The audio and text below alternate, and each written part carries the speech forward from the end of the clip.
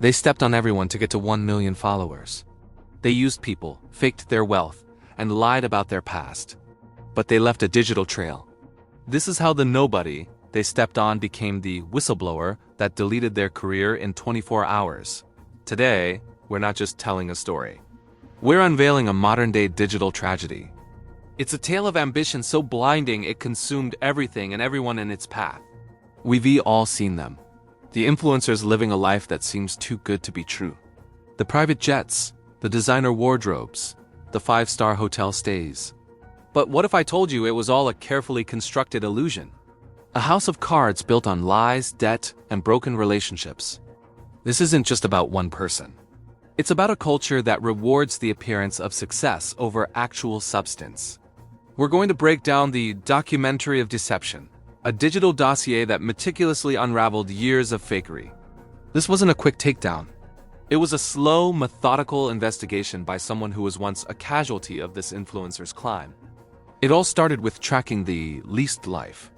You see, owning a supercar is expensive, but leasing one for a weekend photo shoot? Much more affordable. Staying in a presidential suite is a fortune, but sneaking in for a few quick photos before getting kicked out? That's free. Our whistleblower started noticing inconsistencies. The same luxury car with different license plates and different posts. The same hotel room tagged in multiple cities. They cross-referenced booking sites, checked public records, and even spoke to rental agencies.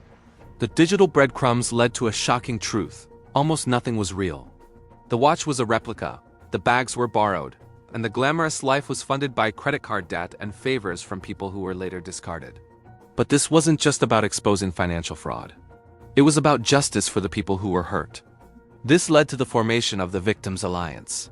Former friends, jilted business partners, unpaid photographers, and even ex-employees who were promised the world but given nothing. One by one, they came forward, not for revenge, but to reclaim their stories. Each person provided a piece of the puzzle: screenshots of manipulative texts, recordings of broken promises, and emails detailing how they were used and then ghosted once they were no longer useful. The influencer's strategy was simple: get close to people who had something to offer: status, skills, or connections, extract what they needed, and then vanish. The alliance's shared experiences painted a dark picture of a calculated social predator. When the whistleblower finally decided to go public, they didn't just dump the information online. They understood the psychology of viral exposure. It wasn't about a single angry post. It was a carefully orchestrated narrative. They released the story in chapters, starting with the least damning evidence and building momentum. Each new revelation was supported by undeniable proof receipts, chat logs, and location data. This approach captivated the public. People weren't just watching a scandal unfold. They were participating in solving a mystery. The story tapped into a collective frustration with online fakeness, and every share, every comment, added fuel to the fire. The influencer's carefully crafted image was being dismantled in real time by the very audience they had deceived. And that brings us to the final, most powerful element: the uncancelable truth. In an age where public figures can often apologize their way out of a scandal, this was different. Why? Because the evidence was irrefutable. There was no my side of the story that could explain away the mountain of proof. The influencer tried to issue a vague apology, then they tried to play the victim, but it was too late. The truth, supported by a chorus of verified voices and concrete data, was uncancelable. Their career wasn't ended by mob mentality. It was ended by facts. The audience they had spent years building turned their backs, not out of hate, but because the trust was fundamentally broken.